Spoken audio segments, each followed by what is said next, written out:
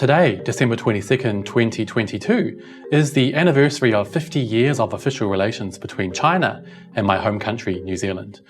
Unofficial relations, though, have been going on for much, much longer. Did you know that the first Chinese immigrant to New Zealand arrived there just 2 years after the country's founding document was signed? Meaning that some Chinese New Zealanders have been there for even longer than many white Kiwis. Today I'll guide you through some key moments in history regarding relations between these two nations, including many of the dark chapters, as well as some of the highlights.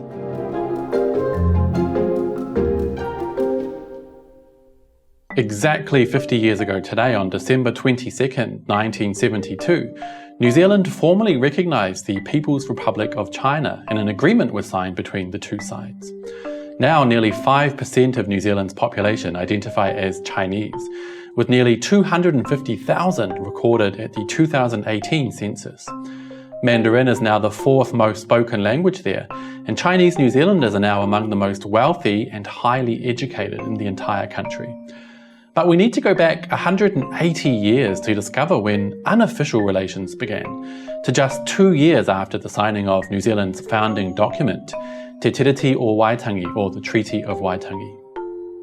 It was October 25th, 1842, when New Zealand's first naturalised Chinese immigrant, Apo Hocton or Wang Heting, arrived in Nelson on the ship Thomas Harrison. Apo left China at the age of 9 to work on British ships as a cabin boy and steward. He must have liked what he saw when he arrived in New Zealand that day, because he decided to desert the ship and was jailed for 30 days before being released and eventually becoming a successful property developer, merchant and farmer. In 1852, 20 years after arriving, he officially became a Kiwi citizen, married twice with local women and had 4 children. Officials at the time described him as literate, astute, hardworking and respectable. Apo died on September 26, 1920, at around the age of 100. Greater numbers of Chinese started arriving in the 1860s during the biggest gold strike, the Otago Gold Rush. Around 18,000 foreign gold miners showed up hoping to get lucky, many of whom were from China's Guangdong province.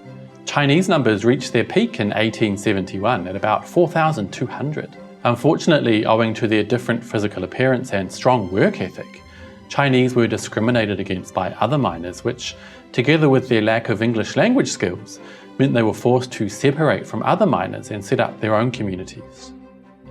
By 1871, there were about 25 Chinese communities set up in central Otago and on the west coast where I was born. They had everything required for daily life, including shops, hotels and doctors, all run by the Chinese community. Unfortunately though, by this time, discrimination against the group had reached a fever pitch, and they were increasingly referred to as the Yellow Peril because of the economic threat they posed.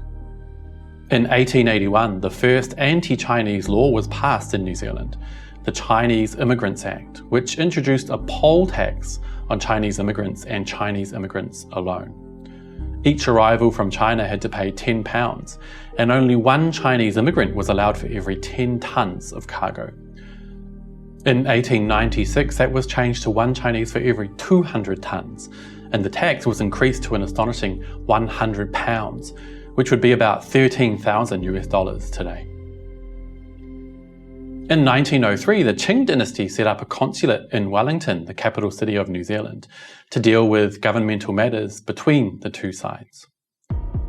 One of the darkest moments in New Zealand-China history happened in 1905, when a retired Chinese miner, Kum Young, was murdered by white supremacist Lionel Terry in Wellington's Haining Street, then a bustling Chinatown.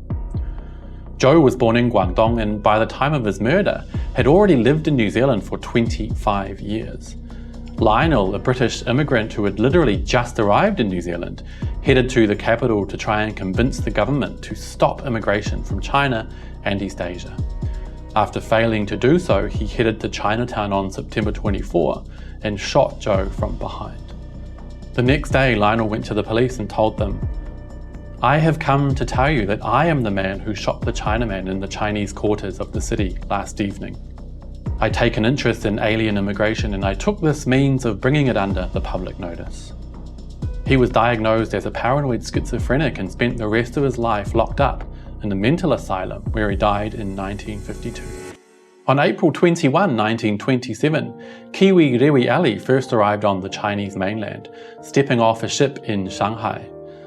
Rewi would go on to live the remaining 60 years of his life in China, making massive contributions to the building of the new China, to world peace and to the building of relations between the two countries. He died in Beijing in 1987 and remains to this day a key symbol of the New Zealand-China friendship.